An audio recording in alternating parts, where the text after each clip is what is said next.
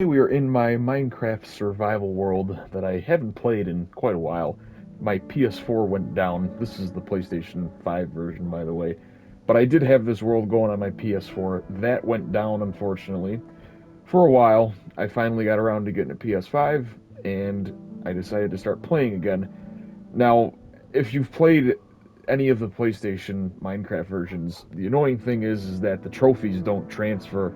So any of the trophies I earned in the PS4 version don't apply here. So I hopped back on. I was redoing a lot of the trophies, and I kind of noticed this beacon. And there's one thing weird about it. Two things actually. If you're kind of new to Minecraft, because the beacons are relatively hard to get. You have to beat the Wither to get the Wither Star just to make them. This one happens to be full powered, which is another thing, but you don't need to have the full pyramid just to have the beacon. You can power it up, I think, with just the first layer of blocks here.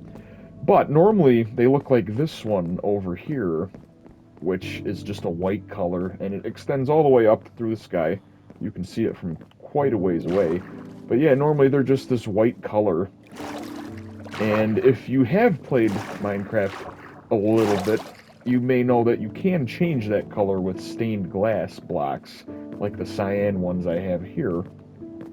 But you might notice on this one that's green, it's missing something. There is not a stained glass block here. And it took me a minute to figure out what was going on here when I first noticed it, because I knew you could change it, but I thought you had to have the glass block there. So I'm looking at this, I'm trying to figure out how the hell did I thought I glitched it, I didn't know. But turns out, so if you stand on a beacon and you walk in the middle, you can look straight down. And I was trying to do that, and I noticed I can't. So I'm like, what the hell? So I jumped up, and I see it. It's actually a lime green stained glass pane.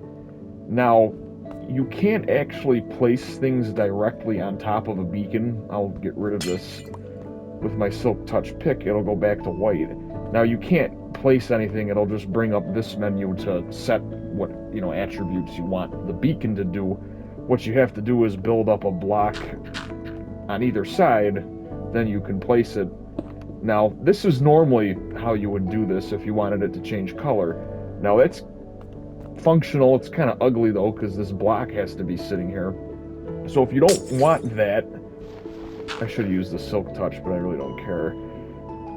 You can, like I said, put this brown wool here, use the stained glass panes, and it will do the same thing, only the pane disappears inside of this column. You don't see it. When you first place the block, you'll see a little bit of it hanging out over here, but once you delete this block that it's attached to, it disappears and the rod is stuck inside of the beacon. You don't see it, but the color still changes. So that's pretty cool. I thought I should share that because whenever you look up how to do this, the first things on Google just say to put a stained glass block over it.